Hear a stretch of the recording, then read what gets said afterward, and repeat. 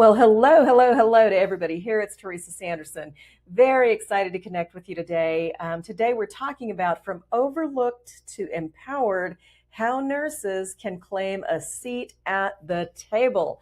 So, I want to thank you, first of all, for tuning in, for being a part of my community. But this is another very important topic around nurses. I believe what we're seeing in nursing as nurses express frustration, feelings of burnout, a lot of stress and anxiety is that many nurses feel they have a lack of agency or a lack of power to be able to change their individual situations. So, what I'm going to be sharing today is the different ways that nurses can make their voices heard and step up and take a seat at the table. So, I want to invite you to tune in and definitely to share your thoughts with me at the end of the video. So, thank you again.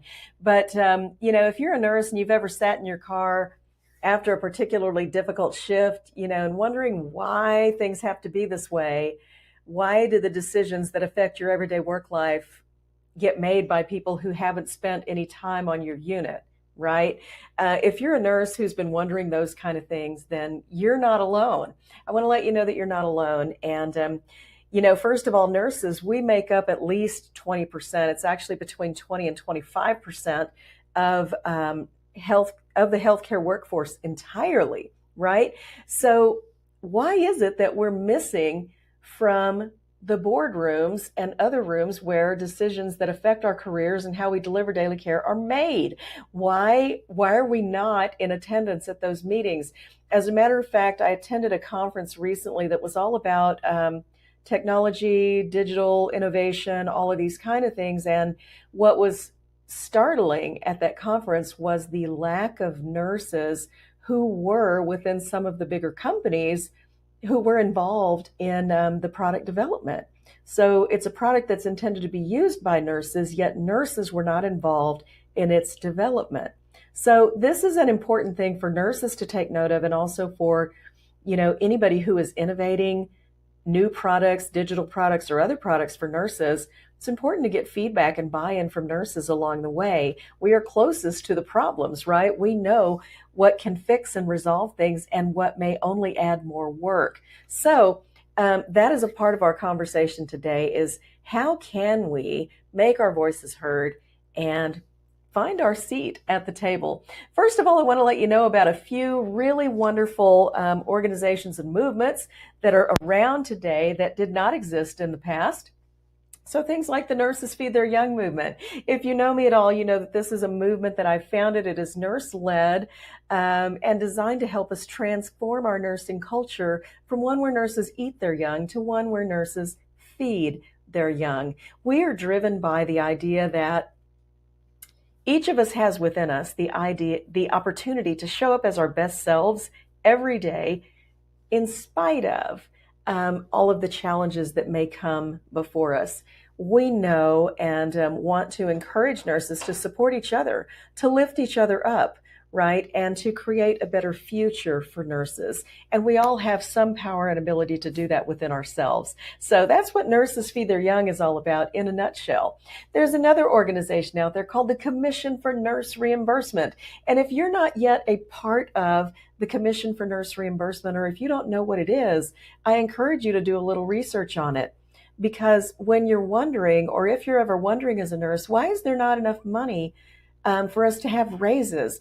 Why am I always hearing that nursing is a cost and not an asset? Well, the Commission has some enlightening answers for you. And it all goes back to the idea that nursing services, everything that we nurses provide as 20 to 25% of the healthcare workforce, is rolled into hospital room and board charges.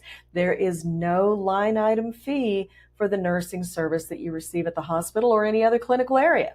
Okay, so the Commission for Nurse Reimbursement is about unbundling nursing from the cost of room and board so that we can be seen as an asset and compensated fairly for what we do. I encourage you. This is a step toward advocacy, and advocacy gives you what? Agency. It gives you some power over your situation. You can make your voice heard with people who are already doing things. Okay, so Nurses Feed Their Young is one of these. Commission for Nurse Reimbursement is another. Nursing is STEM. is another organization that recently came about. And this is about changing the public perception of nursing by highlighting our scientific expertise that is required to be a nurse. So nursing is STEM, but we do not have yet that STEM designation. So I encourage you, another organization to look into is Nursing is STEM. There's also Nurses Transforming Healthcare. This is putting nurses at the center of healthcare innovation and policy development. It is led by Kathleen Bartholomew, and it's a wonderful organization to follow, connect with, and be a part of. Advocacy is important in making our voices heard because through these types of groups that I'm mentioning now, we make our voices heard as one of many. And this is really important. This is a really important concept because if somebody's already leading the charge and you join that same charge, the voice of that charge becomes stronger. Are you with me? And that's really, really important. So these organizations that I've talked about, they're tackling workplace culture issues head on, not just looking at policy, creating mentorship opportunities that help nurses with leadership skills. They build platforms where every nurse's experience and insight is valued, and they're connecting nurses across specialties, settings, and no matter where they are in their career. So it's very important. The first thing that you can do to find your voice is to join advocacy groups and get yourself involved in advocacy.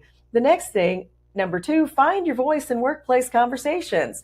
If we're constantly saying to ourselves, oh, I could take this to leadership or administration, but nothing ever happens, nothing ever changes, we're not leaving any room for change to happen, okay?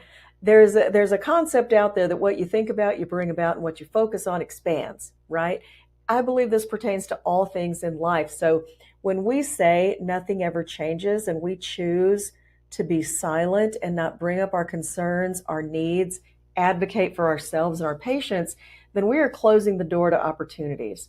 So find your voice in workplace conversations. Bring specific examples, not just complaints. One thing I always encourage as a leader in nursing is that if you find something wrong in the unit that we're working on or within our hospice organization or wherever I was at the time, please bring me the problem that you've identified and give me at least 1 or 2 potential solutions. That means you've thought it through. You're not just coming to throw something on the lap, but it gives you the opportunity, again, to own your piece of resolving the issue. Okay? Come with ideas, not just problems. This is really, really important. But also remember that every time you speak up, it means that the voice of nurses, the voice of every nurse, is getting louder. Okay? There are 4 million plus nurses in the United States. If we would ever unite, our voice would be unstoppable and impossible to ignore. The third step that you can take to find your seat at the table and ensure that you go from overlooked to empowered is to take your voice to the political arena. All right. We may not think of doing this on our own, but it is very important that we take our concerns to our lawmakers, our legislators, people in leadership who can affect policy change. Our biggest challenges, things like unsafe staffing ratios, workplace violence, lack of mental health support, none of these issues are going to get solved within our organizational or hospital walls by themselves. They're going to require real change at the policy level so that there are some directives that can trickle down to our workplace and affect us as individuals. When we engage politically as nurses, we are taking a step to create a better future for our organization, because when our government and lawmakers can better understand what our patients need and what we need, we are the only ones and the best ones who can bring them that information. And so when they understand that, they can make better decisions. The fourth way that you can go from being overlooked to empowered is to use your social media as a microphone. I want to encourage you to do that. Social media, while it does have its downsides, sometimes all we see are the negative Nellies and all kinds of, negative reporting from people. It can actually be a megaphone for change. It can be a starting point for some very meaningful discussions about what's needed in healthcare and what nursing specifically needs. So um, tell your people, tell your tribe, the people in your network, what's going on with you. And effective ways that nurses can use social media is by sharing reels and stories that illustrate systemic problems in healthcare. Of course, we want to be mindful of HIPAA and we want to take care of patient privacy information, all of that kind of thing. But when you can, share reels and real stories about the systemic issues that you're encountering, connect with other professionals, even journalists who might help to amplify your message and build networks beyond your immediate workplace so that you can exchange ideas and solutions. There is something really wonderful about communicating with other like-minded people who may not exist within the confines of your workplace.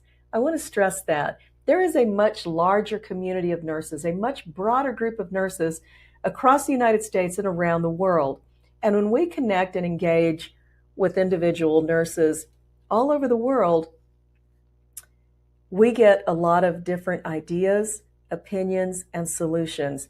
And what we also get more of is people who are like-minded and who are interested in creating a better future for nursing. So if you're not finding that atmosphere and that environment within your workplace, reach out for it in the social media space. There are tons of people out there like me and many, many others who want to be a part of your journey and support you. So you don't need a huge following to make an impact.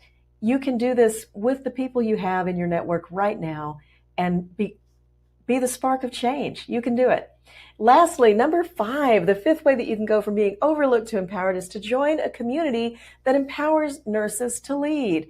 Change is exhausting when you're doing it alone, and it's even exhausting when it's positive, okay? Because change comes with what? Resistance. It comes with, this is the way we've always done it. It comes with a lot of things like that. But change is essential to what's going on in nursing. So Thriving Nurse Network was created specifically for this network, and it is to unite nurses who are tired of the status quo and ready to bring positive change. Within the Thriving Nurse Network, you can connect with peers who understand exactly what you're facing, what you're going through. You can access resources on how to advocate effectively for yourself, for your patients, for our profession. You can build the confidence you need to step into leadership roles and contribute to collective action that can transform nursing as we experience it today. So I want to invite you right now to join the priority notification list for Thriving Nurse Network. We are going live in April. And if you're on this priority notification list, you're going to be among the very first to access this supported community when we open our doors. We are aiming to begin with 500 members by April 30th. This is our goal. I want you to be among the very first 500 because the more nurses we unite, the stronger our voice becomes.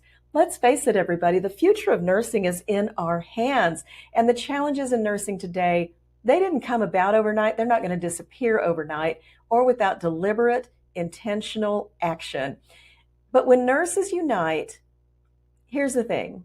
When we unite, when we show up consistently, when we speak out and demand better, real change can happen. It can happen. And we can shift nursing from a profession where nurses eat their young to one where nurses feed their young, from feeling overlooked and unappreciated, unsupported, to feeling empowered, confident, and full of influence to impact the future. We can ensure that decisions being made for nurses are made with nurses and not for them. So it all starts now, and it starts with us. I want to invite you, click the link below this video. Sign up now to be on the priority notification list for the Thriving Nurse Network. Be among the very first 500 who actually sign up with us and grab your membership as soon as we launch. This is coming in early April, and I want you to be among the first 500. But when nurses unite, we don't just change healthcare, we transform it. Thanks for listening, and I will see you next time. Bye.